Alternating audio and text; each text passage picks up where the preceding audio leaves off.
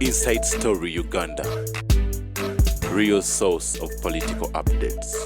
Especially agriculture, especially tourism, and other sectors. Who took the biggest share will also be doing a deeper analysis. I'm joined tonight by the experts. One from the Ministry of Finance, Mr. Henry Sebukera, the Technical Advisor Budget. Thank you for joining us and a very good evening. Thank you. Julius Mukunda from the Civil Society Budget Advocacy Group.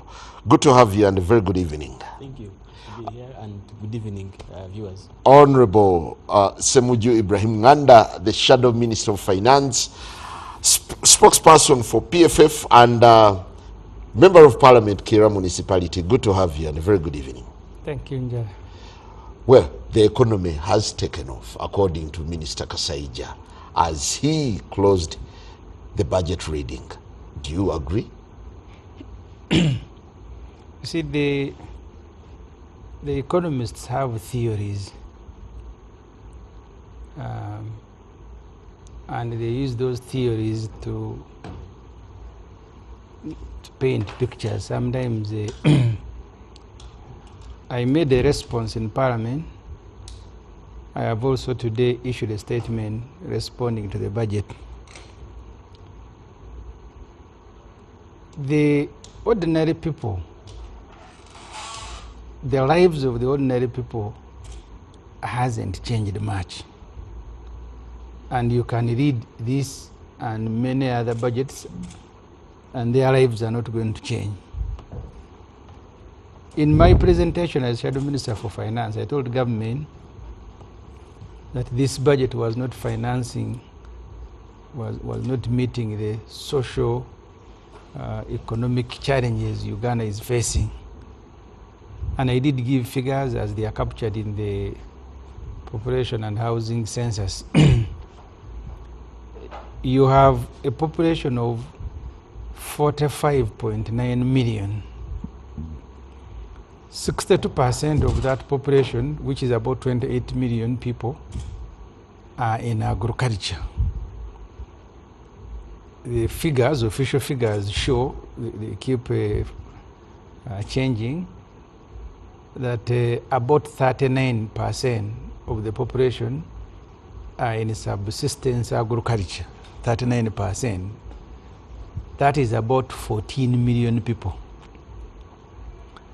In the budget, that the money supposed directly to help the 14 million people who are in subsistence agriculture is 1 trillion. Each parish will get 100 million, which they will share. If you allow me, I made a response built on two areas. This budget of 72.3 trillion, 27 trillion is going to be debt servicing. But I also, finance didn't provide us with enough information. They tend to hide it. But a bit of it we are able to establish. Because when they tell you they are going to debt service 27 trillion, which I think is about 38% of the budget, then you need to break down the debts that they are paying. What is surprising is that Uganda borrows money to help private people pay their debt. Because let me hear this again. Government borrows money to help private people pay their debts. In this budget, you have 60 billion that has been given to ROCO. They mismanage their company. But we've provided them with 60 billion to go, and because they owe banks about 400 billion shillings. So in the next, I think, 5 years, we will be helping ROCO to pay their debt. You have money that you are giving to Democratic Republic of Congo because of our indiscipline when we went to Democratic Republic of Congo and we were taken to the International Court of Justice and lost the case. we are supposed to give Congo a total of 1.2 trillion shillings. So we are paying about 246 billion every year. It is in the budget that Kasaija has read. We've given in this budget 465 billion to Pineti, constructing Entebbe, constructing Iruboa Hospital. In total, we will give Pineti, because we have so far given about 700 billion. So we are adding up 465, which will bring the total amount we've given to Pineti to about 1.2 trillion. In the budget, you're also giving Mubaje, the Mufti, 14 billion to pay a debt, because he sold Muslim property in Zimbabwe to 2 buyers, and one of them went to court and had been obtained an order to go and attach the National Mosque. So we've now put money for Mubaje in the budget to go and pay debt. So when finance presents a debt servicing as 27 trillion, you need to break it down for the citizen to understand. Yeah, but you seem to be painting a gloomy picture. Yes, because you see, where is the beautiful side of this budget? To the extent that you have a budget of local 72. revenue. You have a budget of 72 trillion. 27 trillion is going to on debt servicing. 8.5 trillion paying salaries for about 400,000 people who work for government. And then in the budget you have, again, for the same people, about 4 or even more trillion to facilitate them to do their work, buy them vehicles, money for donation, money for fuel, money for workshops, money for entertainment, special meals and drinks. I keep referring to Parliament where I serve. You go to a committee of Parliament, MPs were fairly paid. But in the morning they are going to ferry food, mandazi, commando, everything. You're supposed to be 35 people, only 7 attend a meeting.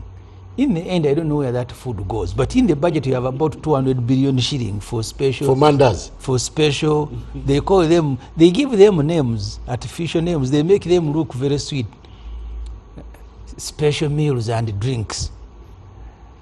So you're going to spend about 12 trillion on government employees numbering about 400,000 who are less than 1% of the population. So you have 27 debt servicing, 12 trillion, 16% of the budget for government employees, and then you have 7 friends from Pineti to Roko to Mubaje to everybody. In the end, if you look at the structure of the budget as presented and was read today, you have about 28, either 28, 29, which is recurrent money for the items I have mentioned, and if you furniture, what. The money for development in this budget is 6 trillion. Well, I'll get back to you. I'll invite the expert from the ministry, Mr. Henry Sebukera. Yes. You are part of the drafting and everything, to the extent that when I look at the theme, we're looking at full monetization of the Ugandan economy through commercial agriculture, industrialization, expanding and broadening services, digital transformation, and market access. But the key areas that you raise here are given a paltry budget. What explains the contrast? Thank you, Simon. And maybe just to correct the question, the key areas of the budget have actually been prioritized and well financed. And that can be actually elaborated with numbers. I wanted to first put the numbers correct, then I can come to the question. First, we have a 72.4 trillion budget for the next financial year, 25-26. It was, to be exact, 72.36. Exactly. So you would wish to add even other zeros and numbers. But if you want to make it a bit parsimonious, you would say 72.4. 36, okay, you know, depending on how many decimals you want to add to that. But out of that budget, what we have to spend on activities of government, both development and recurrent activities, is actually 43.6 trillion out of the 72.4 trillion. Now, the rest of the money is going to areas of debt servicing. 27. As partly put, but I want to put also the 27 into perspective. Part of the 27 is about 10 trillion, which is not the debt servicing, but the domestic debt refinancing, which is just a restructuring of our debt, that we can substitute short-term debt for long-term debt. So that's why I wanted to put the 27 trillion figure into perspective. But Simon, making it worse. If you allow me to speak to the prioritization of the budget, especially the context you've given of the theme, out of that 43 trillion that is available to finance activities of the budget, 4.1 trillion is going to finance what we call the ATMs. As Uganda is driving towards attaining a $500 billion economy, it has prioritized what we are calling the ATMs and enablers. Those are the engines that are going to drive us to the $500 billion economy. The key question, what are the ATMs? The ATMs include agro-industrialization, tourism development, minerals, including oil and gas. And then we have the tourism development. We have the science, technology, and innovation, including ICT, but also our creative arts. And if you read the budget, these have been allocated 4.1 trillion. And we could go into the specifics of exactly what is being financed within the 4.1 trillion. Now, out of the 43.9 trillion that is available to finance activities, about 32 trillion is available to finance enablers. And what are the enablers? Enablers are those areas that are going to help us harness the opportunities in the ATMs. And here we are talking about, infrastructure development, education, health, literally investing in the people of Uganda. But I could go even a little bit into detail into that. If you look at our enablers, actually investing in the people of Uganda is the highest financed activity within the budget. We have about 11.4 trillion that is invested, that is actually provided for investing in the people of Uganda, and about 8 trillion, if you round it off, in infrastructure.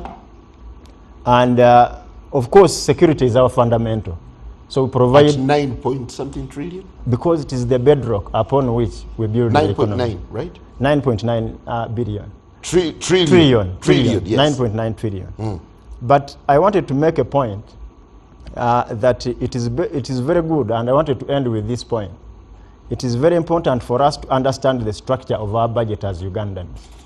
It is very easy for us to say we are investing so little in development and so much in recurrent expenditure. If you look at the structure of our recurrent expenditure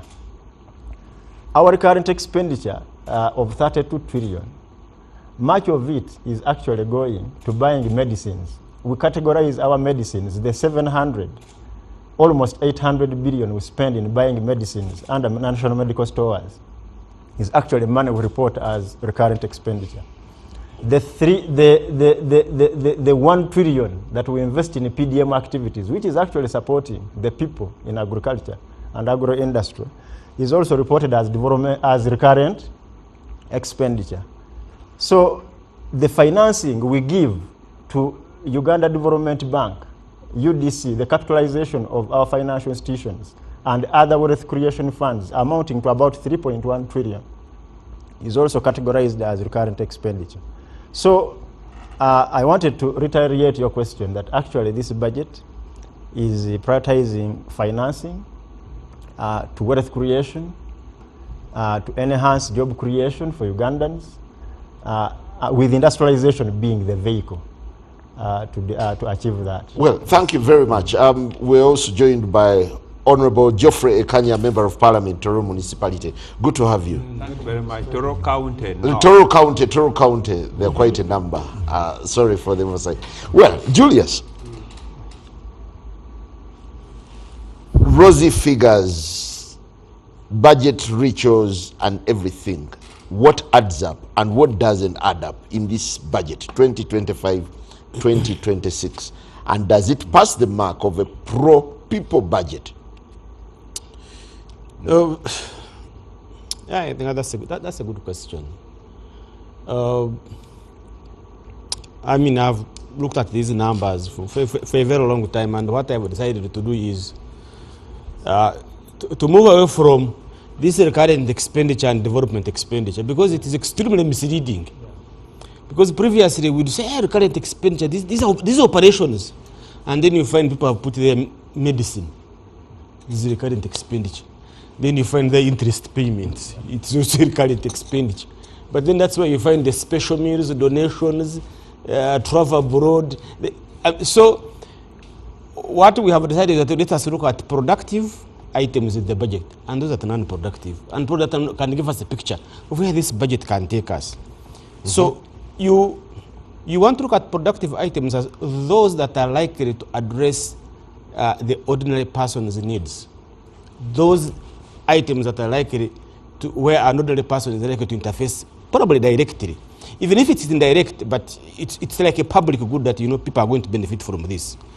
So take for example, I would say that a salary of a permanent secretary and the salary of a teacher and a medical doctor, I would refer you to see that my doctors and teachers are very highly paid. The permanent secretary can do critical work to balance the books.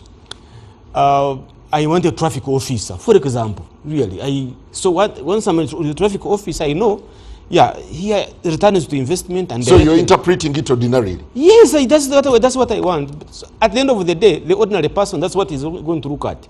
The ordinary person probably is going to say, where are the seedlings? Do I have them? Are they the right seedlings?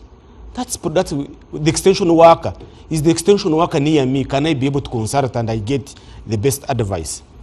So based on that, then you begin to follow the money and say, okay, where is this money going?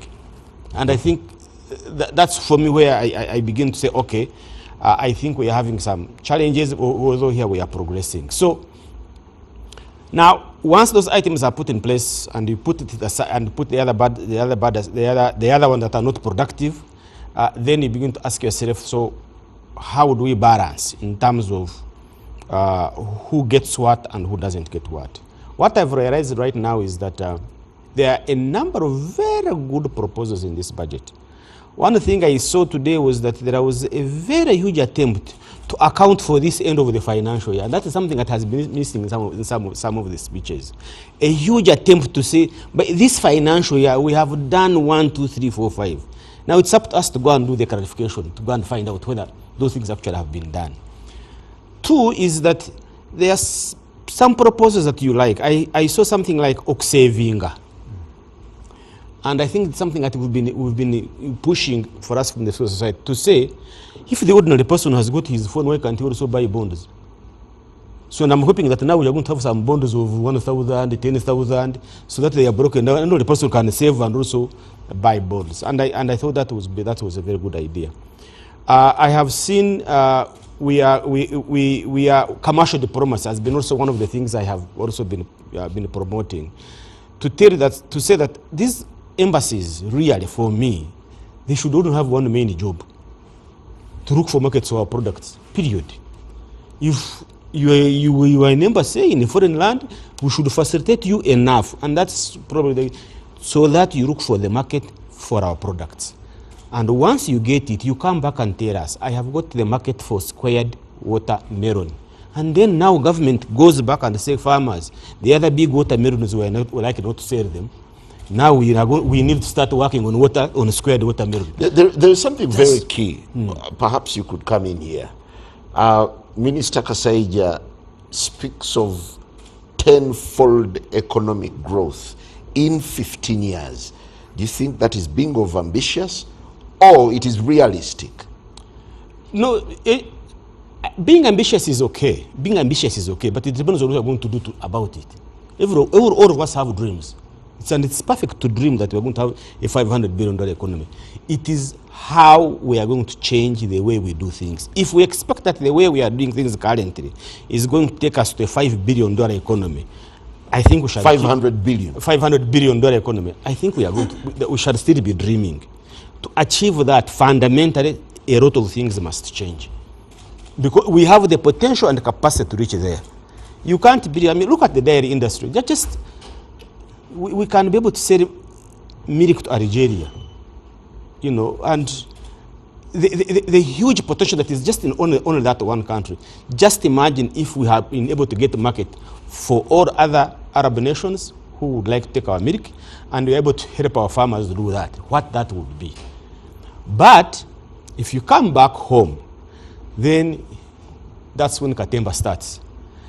A farmer is going to spray the cows that they have ticks, but instead of ticks dying and falling off, they start getting fattened. They get fattened. In the morning, you spray, in the afternoon, the tick is usually even bigger than how you left it in the morning.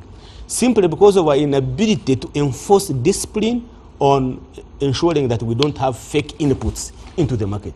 Okay, before I get to Honorable Kanya, to what extent does the budget speak to austerity and the fight against corruption? Though I think the fight against corruption, we seem to be losing it. Why? Because corruption has also changed in the way it has been in the last 5 years. It's now, we regularize it, like you plan for it, you budget for it, it goes to parliament, everybody looks at it, and now you go on execution. So if you have this bottle of water and it is being supplied to different government departments at different prices by the same supplier, that is corruption already. Because if the market price is 1,000 and the government is buying that 5,000, you have done it. It's a done deal. So I think for corruption, the minister really we need more than what we are currently doing to fix. How about austerity? Does the budget have an element of a government that now wants to be frugal and work within? I am yet to get the savings you have made from rationalization, because I remember as we were rationalizing, then that's when we brought the post of the assistant RDCs. So in my mind, I'm like, okay, we said we should reduce on duplication and running cost of government, but then we are creating more costs. So the benefits of rationalization, I'm yet to see them. I'm yet to see the benefits of rationalization. Thank you. Honorable Ekanya, thank you for joining us. Well, we're looking at a 72.36 trillion budget, an increment, a slight increment of 0 point something. You could help me, Henry, here. From 71.9. Yeah, from 71 to 72 point. Yeah. So 0.5. Is that something plausible for the country to say there is growth, remarkable growth, and the fact that part of it, a huge chunk, 30 point something trillion, is to be raised domestically? You see, for the last 4 years, ordinarily this is a budget that would be driven for government to account for the manifesto of the last 4 years. Now we are heading to another election. But because the numbers have not been adding up, the budget for the last 4 years, the numbers have not been adding up from the budget reading to final budget implementation. That's why you see the numbers in terms of from 71 to 72.3, and I can assure you that by the end of this financial year, we might have supplementary and the budget might be revised by even 4 or 5 trillion shillings, and the number may go up. But you see, by and large, in terms so of... you anticipate it's going to 76? It might go to 76, 75 there, because this election year, and even for the last 2 financial years, numbers have been increasing in terms of new supplementaries. Part of the reason why the numbers, they give figures that are impressive, so that they can use within the 3%, they can get the resource that they need for issues that they do not want us to debate and discuss it. But by and large, the politics determine the budget priority worldwide. But the politics of this country cannot determine the budget priority because oppositions have been weakened deliberately. So you find that government sets up the budget priority for it to survive because there are no strong institutions that can challenge. A serious government, knowing that we are heading to election year, will know that what are the key issues that will determine the victory in next election. Issues of job, issues of inflation, issues of market, issues of infrastructure. But in this budget, most of the item my brother is talking about are the 3 trillion, 5 trillion for infrastructure. Most of those programs are multi-year programs. They read it in the 2024, 2025, now it's 2025, 2026. These are multi-year programs that are rolled over. And in terms of implementation is about 30, even 20%, or even zero in some programs. So Matia Kasaya talking about 5 trillion for education. Some of these are World Bank, ADB funded programs that have stayed in the shell for the last 5 years. Or 3-4 years. You want to say there is a lot of deception in the budget? I'm telling you facts. The records are there. Loans that were approved that government has not implemented for the last 3-4 years, and government is paying commitment fees. It's huge. The records are there. But by and large, then you go down to the real life of people. Yes, poverty level has decreased from 25 to 16. But if you go down in my village in Merikiti, more people are sleeping hungry. But you see, these are aggregate numbers of few people who are in Kampala, few people who might be in some parts of Mbale, some parts of Jinja. But the real life access down there, in terms you talk of allocation 1 trillion, roughly for drugs. But how many people can access part of that 1 trillion? The resource will be released. Part of it will disappear at National Medical Store. Part of it will disappear on the way to National Medical Store. Maybe about 40% will reach National Medical Store.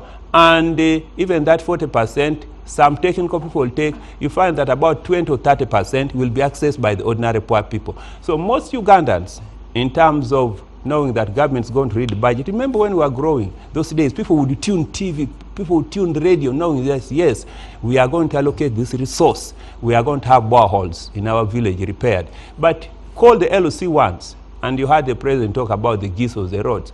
The LOC ones will tell you that in schools, as of now, government is paying for those teachers, but children are being chased away from schools. There are no shocks in schools. You get the point. There are no toilets in most of these schools, and yet resources will have been released. So in terms of accessibility and population benefiting from the figures, in terms of at macro level, it is very impressive. I can tell you, we are doing very well at macro level. Inflation is under control. The shilling is doing very well. In fact, I met some investors, and some Uganda do not want no longer to sign contracts. About a year ago, people are preferring to sign contracts to be paid in USD. But as of today, most business people prefer to sign to be paid in UGX because the shilling has really appreciated. Part of the reason the shilling has appreciated is because of good macroeconomic policy. There I give government credit. Because you see, in terms of our import receipts and export receipts, we get more than $10 billion coming in, and others are coming in informally because of open capital account. Refugees, in marking the way you stay, you have all these Eritreans, all these Somalis, bring in foreign currency.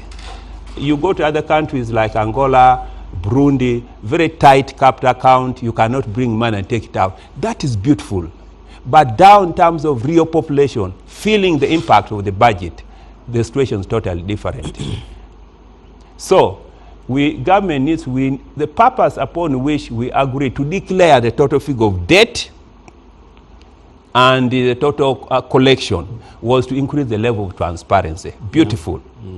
Thank you. Yes. Thank you. Honorable Ssemujju, how do we go beyond the figures to the reality? Yeah. What makes the budget this year's 2025-26 unique is that it's election year.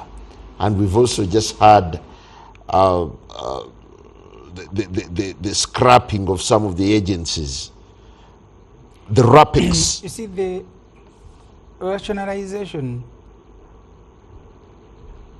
if you speak to government people quietly, they were driven into it without enough and necessary studies. I'll give you Since 2018? I'll give you an example. Work in Entebbe was merged with the Wildlife Authority, and we are told they are going to reduce on staff and budget. People who are looking at after those animals in Entebbe, all the numbers remain. It became, I think, a department, but their salaries went up because they were merged with the UWA, whose salaries were higher. So immediately the budget went up. That was the case with the population, which I think went to National Planning Authority and others. When we are meeting government people, these people in finance, they will come here and posture that there was a trillion shilling to save. You then ask them, so if you saved it, where have you allocated it? So some of the policies, and as civil society has said, the president now has 650 RDCs. Each of those RDCs will require a brand new pickup, some policemen and secretaries. So the budget of State House inevitably now goes up because in the past it has averaged about 500 billion. It is this financial year it is hit 1 trillion shilling. So if you want to understand these figures, you go to the population. You have 62% of the population, as I said earlier, in agriculture. That's about 28 million people. He has told you that the priority of agro-industrialization or agro-processing, tourism, science, and that they are going to put there 4 trillion. In a budget of 72 trillion, they are going to spend 4 trillion on the key priorities in the budget. That tells you the story. But if you want to break it down, then you go to the actual expenditure. I have told, look at local government. Local government, this financial year we are concluding, local government has a budget of about 6 trillion. 5.4 trillion is salaries and other recurring. The money that is available to go for development in local government is about 600 billion. And that is evident. I saw you here, you were profiling Gulu.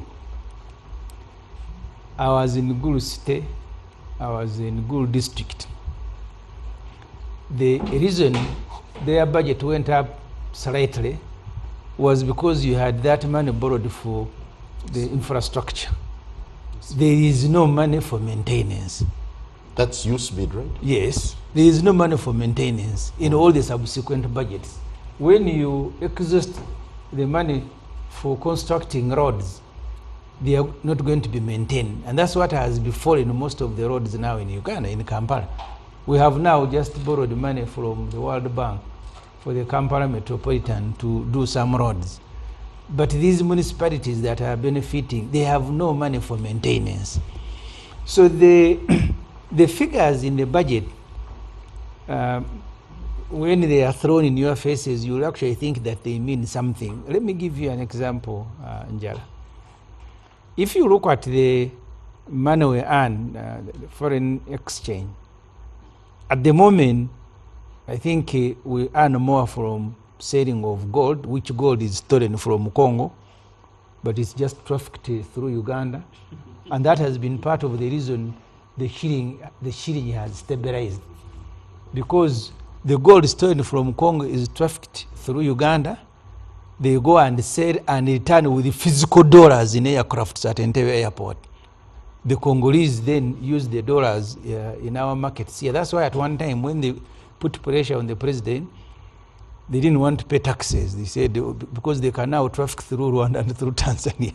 So this is also artificial. But okay, the gold becomes our number one foreign exchange earner. Then it is followed by tourism. The point that I want to make is that remittance from Ugandans working outside now becomes number 3. And here is the problem. You go to the Middle East, Dubai alone, Pakistan sells mango worth $100 million to Pakistan. I mean, Pakistan sells mango worth $100 million to Dubai. The last time I visited Dubai, they now have even Kenyan mango, and they are labeled Kenyan mango. What is available in all these markets in the Middle East where they have a lot of money? You even see an American president visiting Saudi Arabia, visiting Qatar, because they have a lot of money. We are only excelling in exporting their maids. That's the biggest export that these technical advisors budget provide. Exporting maids and drivers and askaris to the Middle East. I think now we've hit about more than 1 million maids we are exporting. Pakistan and Kenya are exporting their mango. You have 62% of your population in agriculture. And in the official reports from finance, from UBOS, we are only of the 62%, 28 million people are in agriculture, only 2% are doing irrigation. The rest are still hoi kwa. Uganda receives the highest amount of rainfall in the world. Every 50 kilometers that you will travel, you will find a water body, either a lake or a river. But we cannot exploit, we cannot move that water to farms. So as a result, when you have a smallest change in the weather condition, you are in a crisis. What government should have been providing? I mean, how much was allocated to agriculture? 1.8 trillion. 1.8.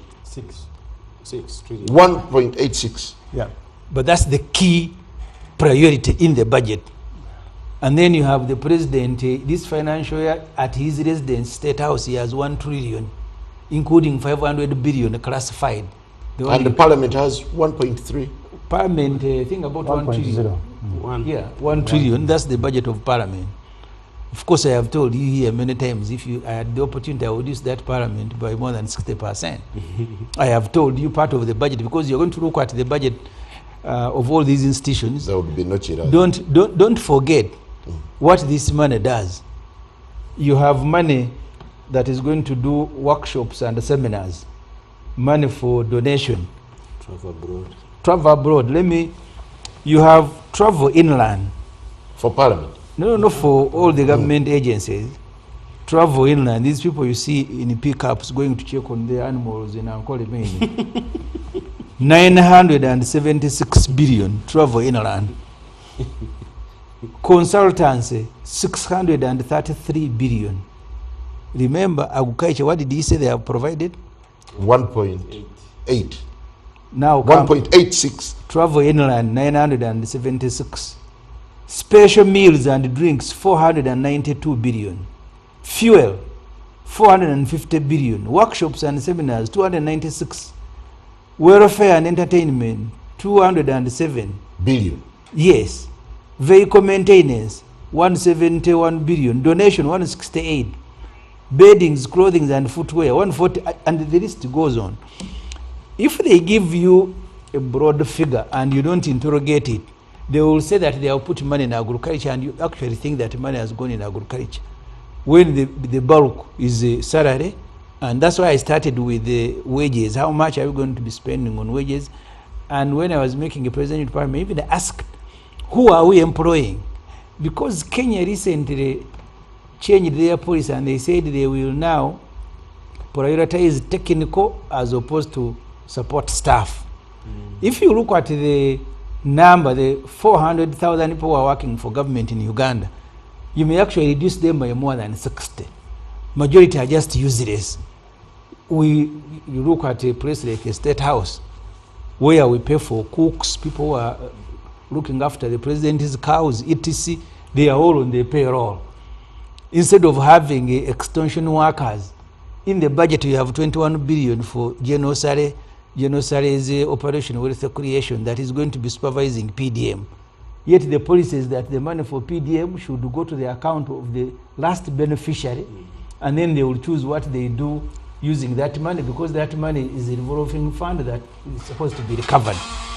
So if you don't go down to understand the details of where the money finally ends, they will tell you agriculture 1.8, and you'll go home to sleep thinking that actually that 1.8 has gone into agriculture. Well, it will end up in Kampala constructing apartments. We'll still be asking, do figures lie? We take a break.